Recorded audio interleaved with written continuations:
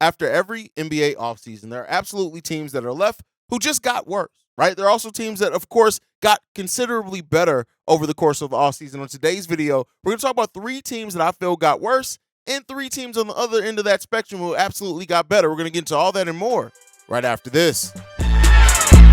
Welcome to the number one place for your daily basketball news and analysis, NBA Central. What's going on, basketball fans? Welcome to another episode of NBA Central. It's been a little minute since I've held a video down solo on this channel, but hey, it is what it is. We're back with it today. Right off the top, you guys want to follow the channel, you can do so at NBA Central Show on every social media platform we happen to be on. But with that said, let's go ahead and get into the business for today. And we're going to talk about 3 teams that got worse, 3 teams that got better. Not expecting everybody to kind of agree with this list, but hey, first up, we're going to talk about the 2 Toronto Raptors. When you look at the Raptors, swapping out Fred VanVleet, even though he got a hell of a deal with the Houston Rockets, for Dennis Schroeder, right there, that is good. You're going to get worse with that, right? And yes, I understand there is a $104 million difference between those 2 players, but at the end of the day, they got worse in that area as long. And even though the Raptors went out and got a player like Grady Dick, who I like on the roster, especially his ability to hit the corner 3, hopefully he's going to help them with some. They still are a team that needed some more shot creation. They need, like, the Raptors don't have a bad roster, right? But they have a very unbalanced roster. They have a roster that has a lot of similar players with similar faults, similar strengths, and that's kind of why you saw the Raptors be a play-in team last season and not even make it out that play-in tournament, right? Not even win a game in that play-in tournament. And so, you know, I think that when you look at the Raptors roster, it leaves much to be desired, but you still see some gems. And while, you know, there's absolutely a case to be made that the Toronto Raptors, if one of those young players makes a considerable leap, grows some. Hell, Scotty Barnes, who, you know, a lot of people are trying to write the story in Scotty Barnes just because he hasn't necessarily taken a huge leap after the season he had as a rookie.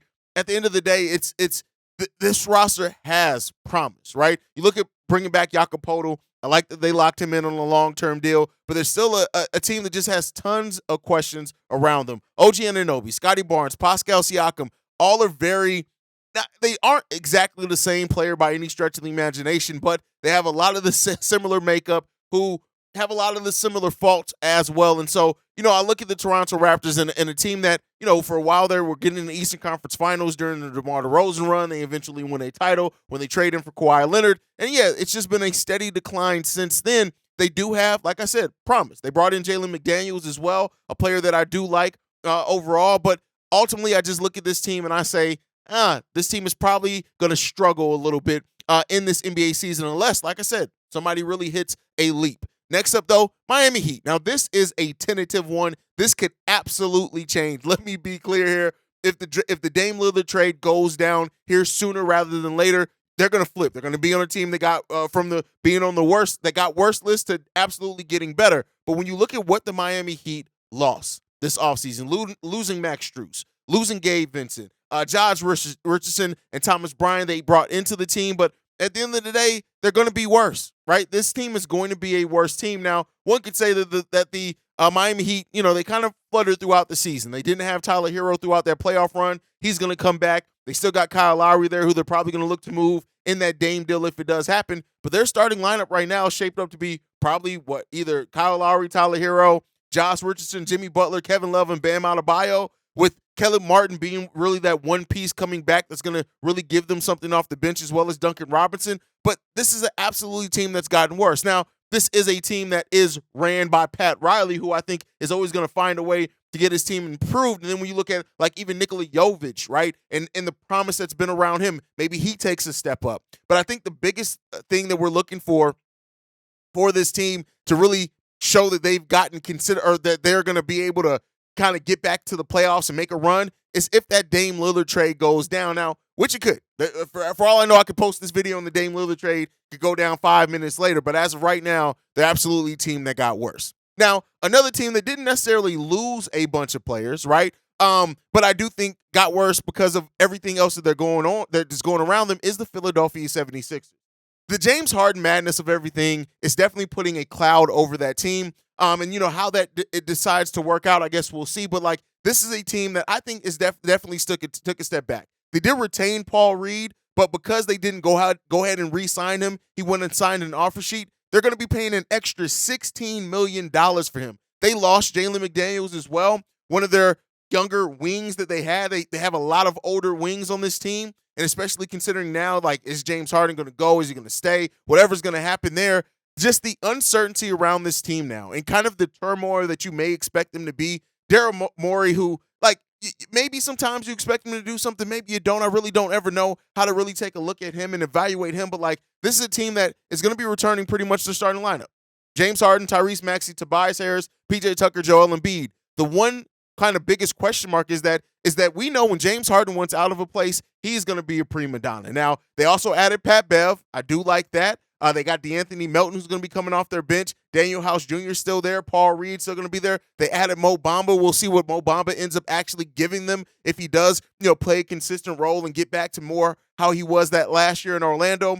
But I'm looking at this Philadelphia 76ers team, and I think that this is going to be a team that's going to have its struggles. New head coach, things like that.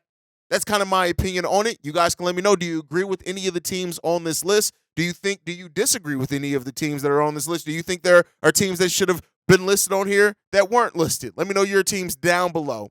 Now, teams that got absolutely better than what they got last season, and this is a team that I am very high on that we're going to start off with, and that is the Indiana Pacers. Now, the thing that sucks about this is that they're in the same division as my team, so which is the Chicago Bulls, but I can't overlook how much better that the Indiana Pacers project to be. First off, you got Obi Toppin, who could be a lob threat for Tyrese Halliburton, getting out in transition, who's a former top 10 pick, who's going to do some things for them. I like how they got I like how they got Obi Toppin on that roster. You also add into that the fact that they drafted Jarace Walker, which is a player, if you watch my draft coverage, I'm extremely high at, and his ability to be on the floor.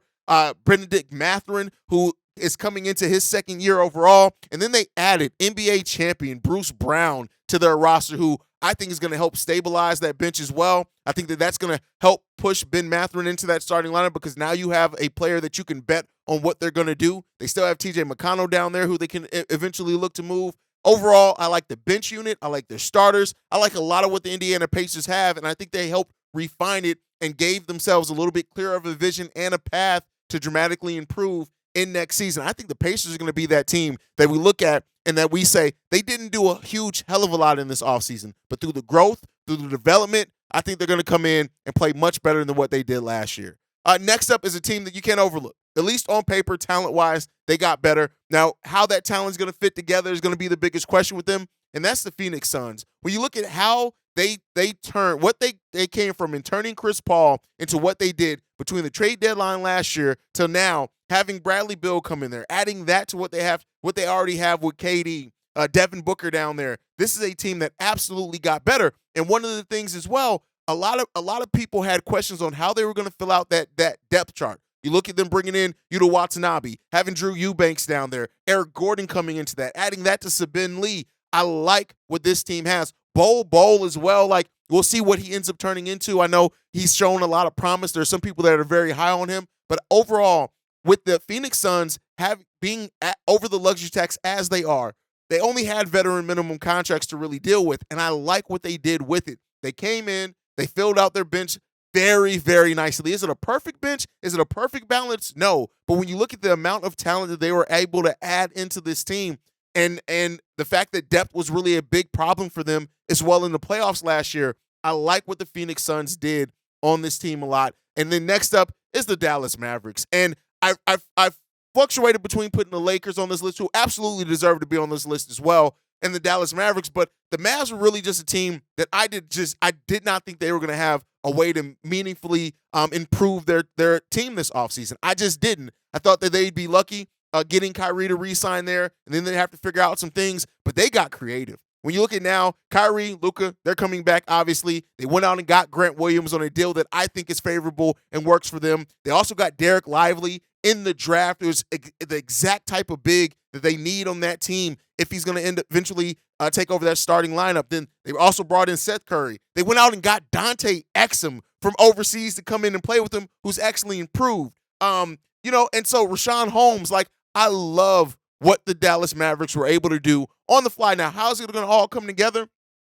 That really still comes down to if Luka Doncic is going to learn to have to sacrifice to really put Kyrie in the best situation. It still comes down to how those two players are going to be able to play together. But overall, I really like what they did. But hey, that's my top three and bottom three teams that improved, three teams that I think got considerably worse. But I want to hear from you guys. Who are the teams that you think got better? Who are the teams that you think got considerably worse as well? Sound off on all that down below. But otherwise, you guys can follow the channel at NBA Central Show. You can send us any feedback, questions, comments, concerns, NBACentralPod@gmail.com. And then lastly, if you want to leave a text message and our voicemail, the number to do so, 773-270-2799. And I'll see you guys the next time I feel like making a video.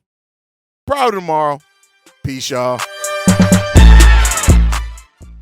This has been a presentation of the Breaks Media.